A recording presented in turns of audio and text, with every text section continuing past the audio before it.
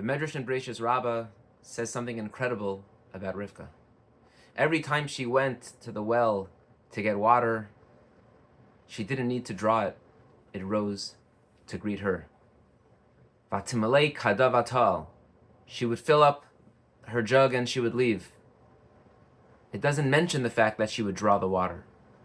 In fact, the Ramban notes that only 2 psukim later, when Eliezer asks her to also give his camels to drink, the Torah then specifically says, Vatishav, that she went and drew the water for the camels. So we see from here that the waters always came to greet her, which begs the obvious question. Says the Kedushas Levi, the Verditchever, why is it that the second time the waters didn't come to greet her? Why is it only the first time when she went to the well, the waters rose up, but when the camel needed water, the waters wouldn't rise to her? What changed? Says the Kedushas Levi, an extraordinary idea. When it comes to a mitzvah, when it comes to an act of chesed, God doesn't want miracles. God wants to see effort. The first time when Rivka went to the well, she was really coming for herself. The waters rose to her. But the second time it was an act of chesed. God said, for a mitzvah, put in the action, put in the effort. I want to see action. And so she did. The greatest spiritual achievements in life are not done by miracles, but through efforts.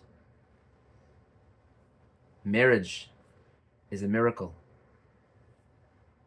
40 days before the Yetziras Havlad, we say, this one is for this one. The chuppah is a miraculous and awesome moment.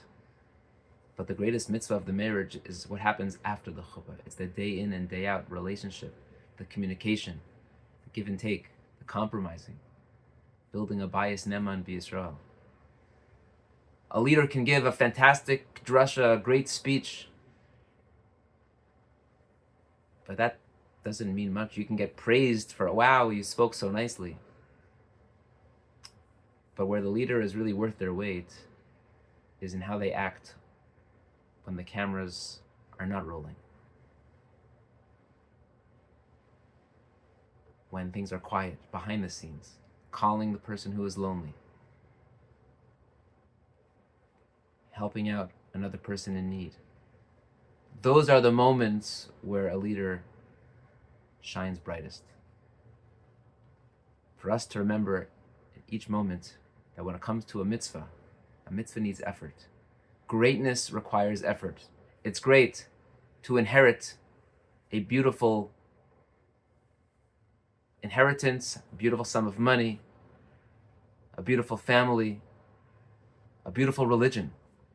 But it's what you do with it next that makes all the difference. Have a wonderful Shabbos.